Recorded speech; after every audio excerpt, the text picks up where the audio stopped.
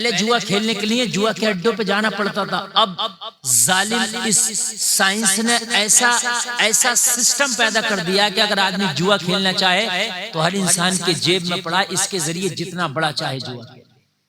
एक लड़का जो नमाज पढ़ता था, दाढ़ी भी थी, बड़ा नेक था, ऐसी लत पड़ी वो ड्रीम 11 और वो एक प्लेन वाला, वो जाने क्या क्या चलता है इसमें, 18 लाख रुपए हार गया।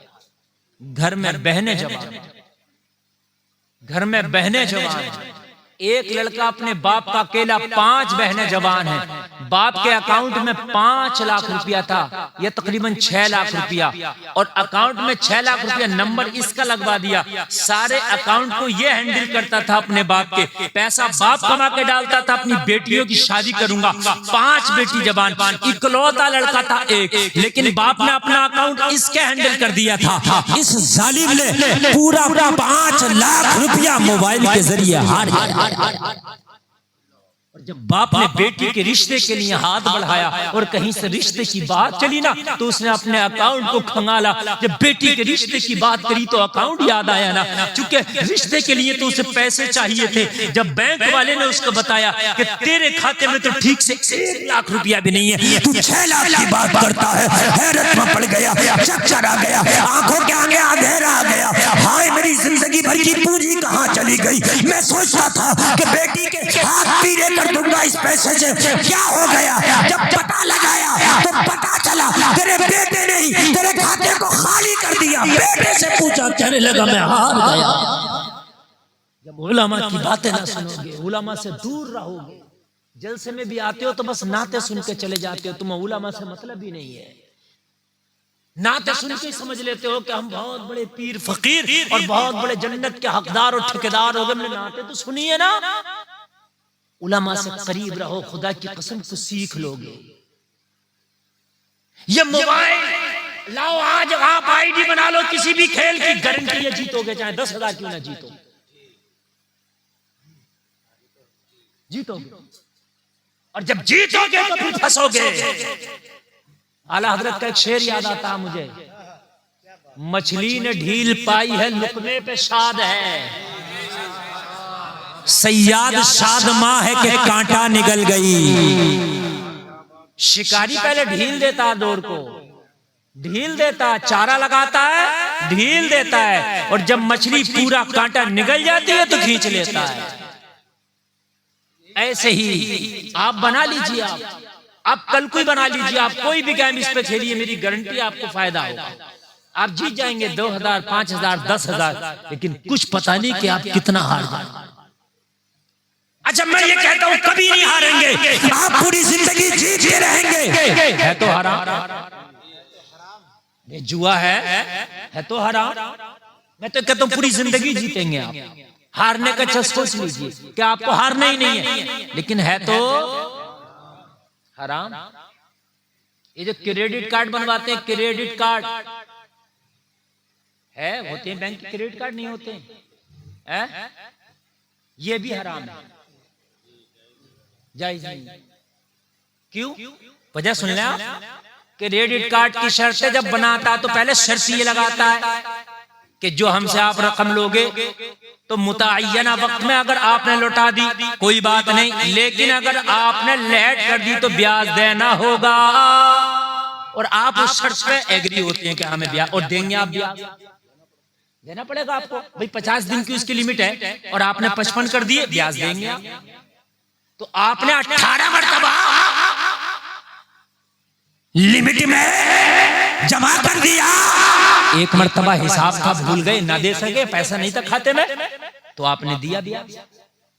और जैसे लेना हराम है वैसे देना भी हराम है ना। कभी सोच रहे बड़ा खुश होता, मेरा खाता अल्हम्दुलिल्लाह बड़ा अच्छा चल रहा है हजरत, बैंक वालों ने क्रेडिट कार्ड दिया, 1 लाख रुपए का कहीं से भी ले सकता हूँ। तुझे है पता कि इसकी शर्त क्या? किसी आलिम से पूछा, समझ रहे हैं? पूछा किसी आलिम से कि हजरत ये क्रेडिट कार्ड मुझे दिया है, तेरा कोई इतना प्यारा नहीं है, तेरे बाप का कोई इतना सगा नहीं है कि तुझे 1 लाख रुपया फ्री में दे दे, तुझे पता नहीं है, घुमा फिरा के तू ना तुझी को है। तुझी को दुआ जाएगा। हाँ, तुझी को दुआ जाएगा। बात समझ में आ रही है? कुछ लोग ऐसे हैं कि वो आपको कभी नहीं बख्शेंगे। एक ये बनिया कंपनी सोनार अपनी सगी मां को ना बख्शे। ये तुम्हें चाय भी पिलाता है ना तो तुम्हारी पिलाता, तुम ये मत सोचना लाला जी ने चाय पिला दी। अरे हकीकत है, मिलावट ज्यादा कर देगा। क्योंकि आप सोचोगे मुझे 80% का सोना लेकर आया हूं जेवर, वो देखोगे ना तो 70 का ही निकलेगा।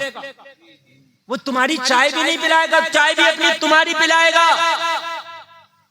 तो मेरे भाई इतने खुश होने की जरूरत नहीं। और जो चीज जल्दी से आसानी से मिल जाएगा तो उस पर गौर करना, ये मिल क्यों रही है?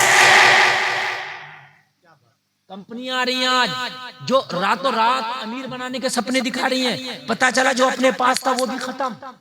बड़ी कंपनियां आ रही हैं कि इतनी आईडी लगाओ और अपने नीचे इतने जोड़ो, फिर कुछ करने की जरूरत नहीं है। और फिर आए दिन मेरे पास फोन आते हैं, हजरत उसमें काम करना कैसा, उसमें कैसा। मैंने कहा ये बता वो कंपनी कहाँ देखी किसी ने? कंपनी है। अच्छा देखिए तूने कोई? अब मार्केट में जब तक कोई चीज ही नहीं है तो पैसा काहे पे लगा जा?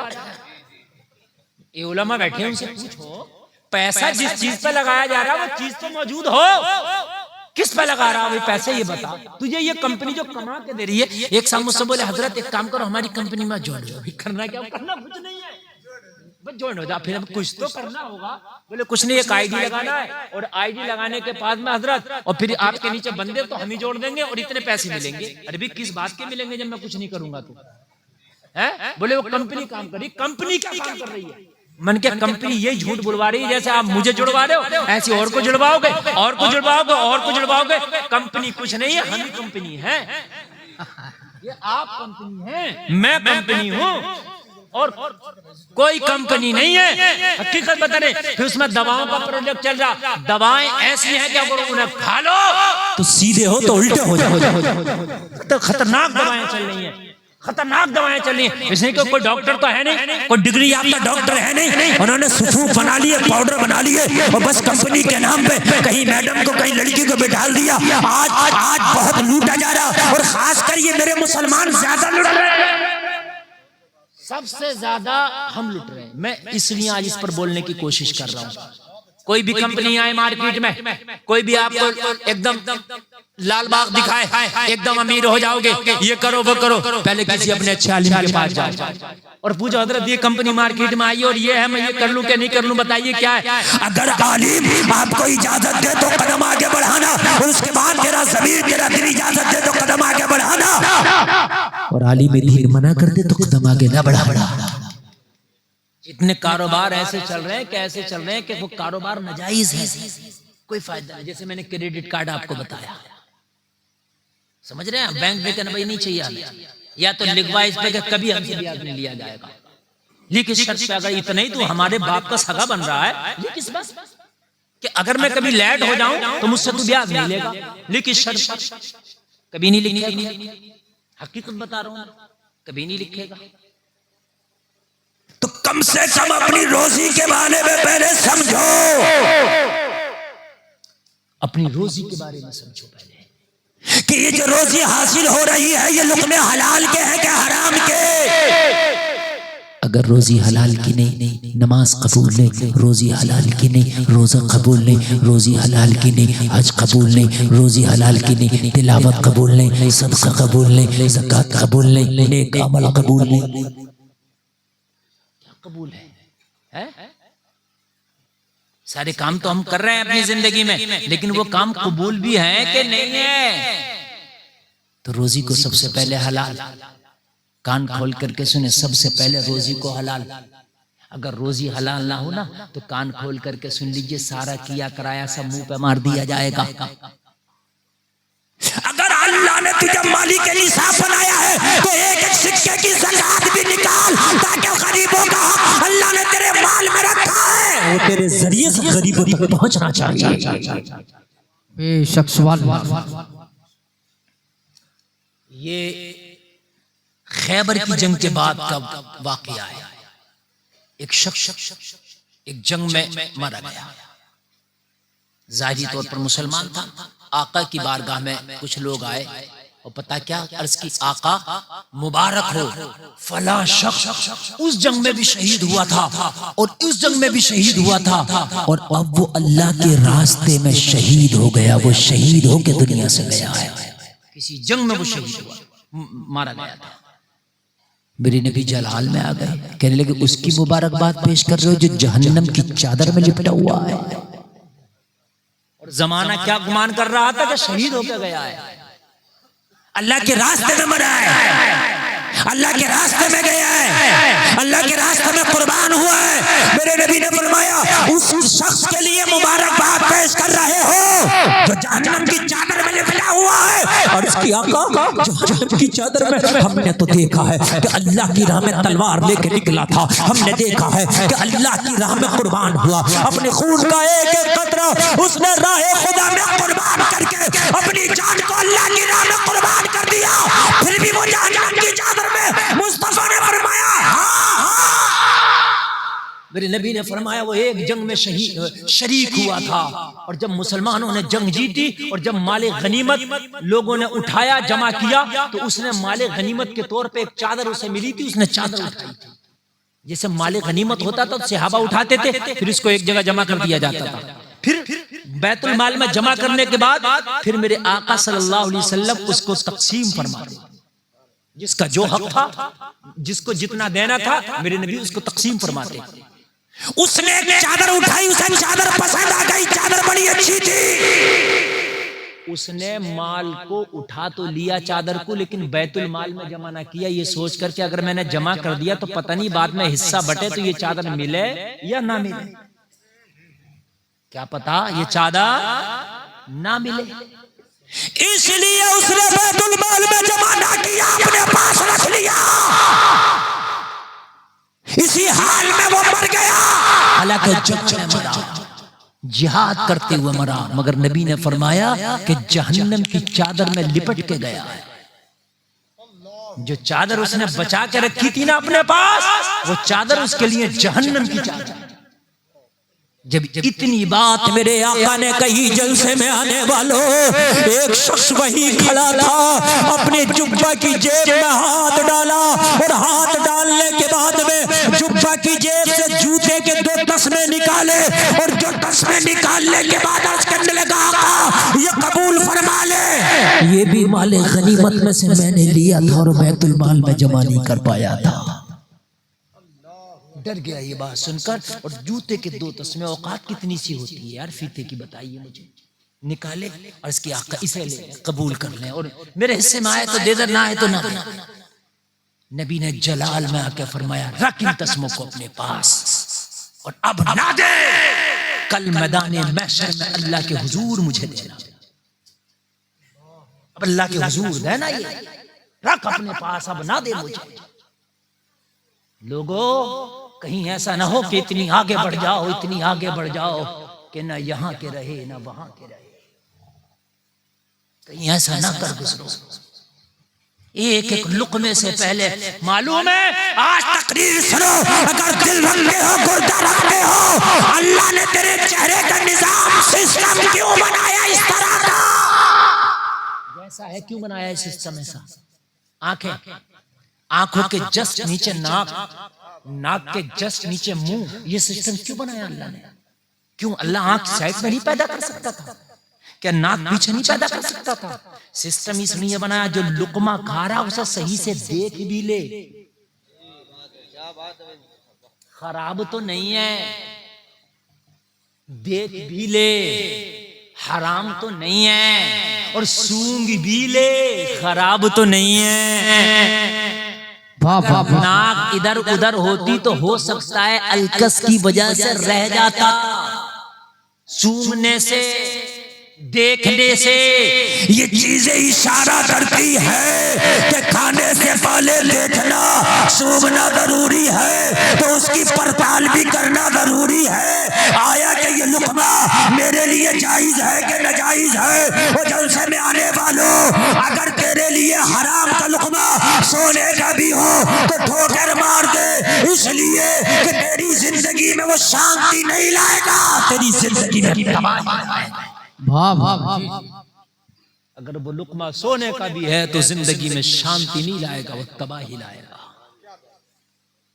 अगर खुदा की कसम मेरी कौम अगर लुकमों का हिसाब करने लग जाए ना, तो अल्लाह की कसम खा के कहता हूं, एक सलाहुद्दीन पैदा नहीं होगा इस कौम में, पता नहीं कितने सलाहुद्दीन अल्लाह पैदा कर देगा। जरा जोर से कह दो सुबह सुबह। अभी एक सलाहुद्दीन ना पाया कि जो फिलिस्तीन की बेटियों का इंसाफ दिला देता, एक ना आ सका। सलाहुद्दीन ऐसे नहीं आते हैं। बहेड़ी में रहने वालों, सलाहुद्दीन उन घरों में पैदा नहीं होते कि जिन घरों की बेटियां बेपर्दा बाल खोल के बाजारों में घूमती हैं। सलाहुद्दीन उन घरों में पैदा नहीं होते जिन घरों के नौजवान बेनमाजी और बॉलीवुड को फॉलो करने वाले चौराहों पे खड़े होकर ठट्टे करते हैं। सलाहुद्दीन उन घरों में पैदा होते हैं कि जिनकी माएं मसल्लों पर रात गुजारती हैं। वाह वाह वाह। सलाहुद्दीन उन घरों में पैदा होते हैं। सलाहुद्दीन वहां पैदा होते हैं कि जिनके बाप का एक लुकमा हलाल का लुकमा होता है। अल्लाह गौज़े आदम को इतने बड़े मर्तबे ऐसे नहीं मिल गए, मादरजाद वली ऐसे पैदा नहीं हो गए, लोगों वलियों के ताजदार ऐसे नहीं बना दिया गया। अब्दुल कादिर को अबू सालेह का बेटा ही क्यों बनाया गया? या अल्लाह किसी और का तो बेटा बना देता। अब्दुल कादिर को दुनिया में भेजना था तो अबू सालेह का ही बेटा क्यों बनाया? किसी और का बना देता। तो जवाब मिला, अब्दुल कादिर इतना बड़ा वली है कि वो सालेह का बेटा नहीं बन सकता। अगर बनेगा तो अबू सालेह का बेटा। वाह वाह वाह वाह, जिंदाबाद। सालेह बेशक अबू सालेह का। और वो अबू सालेह तो है जिसने एक सेब के बदले में बाघ कितने दिन तक ड्यूटी दी थी, कितने दिन तक ड्यूटी देता रहा है हम में कोई ऐसा जिगर गुर्दे वाला? हमारे यहाँ तो किसी का कर्जा भी अगर वो 3 बार टोक दे तो चौथी बार आंख निकाल के कहते तूने तो मेरा जीना ही यार दुश्वार कर दिया है, जा नहीं दूंगा, जो तुझसे हो वो कर देना। हम तो कर्जा लेके ये कह देते हैं, और कब लिया था हम तो ये कह देते हैं, और भूल गए हम तो ये कह देते हैं। नबी फरमाते आपस के मामलात को लिख लो ताकि भूल ना जाया करो। सुने उस खातून का मसला, जरा दिल हिल जाएगा। मसला सुने आप। खुदारा अगर एक सिक्का भी आपके यहाँ आता है, मेरी माएं भी मेरी बहनें भी सुन रही है मेरी तकरीर को, तुम्हारे शोहर का कारोबार अगर दलाली का है, तुम्हारे शोहर का कारोबार अगर कमीशन का है, तो अपने शोहर का दामन पकड़ के कहना हो, सुन मेरे शोहर, मुझे नहीं चाहिए तेरा मुर्गा, मुझे नहीं चाहिए तेरा बकरा, मुझे नहीं चाहिए तेरा ऐश। मैं अपने बच्चों को चटनी के सहारे जिंदगी गुजार लूंगी, लेकिन खुदारा ये दलाली और कमीशन के सिक्के मेरे घरों में ना लाना। तो पसीना बहा के जायज की कमाई लाना, अगर एक वक्त का फाका रहना पड़े तो मुझे मंजूर हो। लेकिन जब बीवियां नाजायज डिमांडें करती हैं ना, तो शोहर के दिमाग चारों तरफ को भागते हैं कि इनकम के जराए कहां से बढ़ाए, कहां से बढ़ाए। और जब इनकम के जराए बढ़ते हैं ना, तो कहीं ना कहीं हराम खोरी पे आदमी उतर आता है, और हराम खोरी पे उतरने के बाद में ना फिर क्या करने लग जाता है, उसका दिल इतना काला हो जाता है, उसे हराम की भी जायज नजर आती है, उसे फिर अपनी नजर आती है, कहता भाई हमारा तो ये काम है। मौलाना कैसी बात कर रहे हो, हमारा यही कारोबार। हाँ समझे? फिर उसको बुरा नहीं लगता, उसका यही कारोबार लगता है। हाँ, इसीलिए तो शादी करो तो कम से कम ये भी देख लो कि जिससे हमारा निकाह हो रहा है, अगर अल्लाह ने कभी गुर्बत के दिन दिखा लिए तो ये गुर्बत में भी हमारा साथ देगी कि नहीं देगी, ये भी एक अंदाजा कर लो। अमीरी में तो सब साथ देते हैं, आज तेरे पास पैसे हैं ना तो पूरा बहेड़ी तेरा है। अगर बुरा वक्त आ गया तो देखना तेरे पास कितने लोग आए तो कितने हैं तेरे, तो देखा जाता है। तो मेरे भाई यकीन करना, हुकूमत कभी पैसे की बुनियाद पर नहीं मिली। तुम्हें जब हुकूमत मिली है, खुदा की कसम ईमान और नेकियों की बुनियाद पे मिली है। हजरत उमर इब्न खत्ताब को जो हुकूमत मिली, खलीफा रहे आप 10 साल तक, आधी दुनिया पे हुकूमत की, माल की बुनियाद पे मिली? मुझे बताएं, पत्थर का तकिया लगा होता था, मस्जिद नबवी की नंगी जमीन पर हजरत उमर लेटे होते थे। हाँ, याद रहा, सुभान अल्लाह कह दिया। सुभान अल्लाह। ईसाइयों ने एक वफद भेजा था कि मुसलमानों का जो खलीफा उमर इब्न खत्ताब है, जिसका इतना रोला है, इतना रोला है कि दुनिया ईसाइयत में जलजले आते थे हजरत उमर का नाम सुन के। बड़े बड़े पादरी गुंगे हो जाते थे हजरत उमर का नाम सुन के। बैतुल मक़दिस की चाबियां बिना जंग करे उमर के हाथों में थमा दी थी, ये कह के किसी माँ ने ऐसा बेटा पैदा नहीं किया जो उमर से जंग जीत ले। कोई माँ ने भी ऐसा लाल पैदा नहीं किया जो उमर से जंग जीत ले। अपने बच्चों को क्यों यतीम कराना चाहते हो? बैतुल मक़दिस उमर मांग रहा है तो दे दो।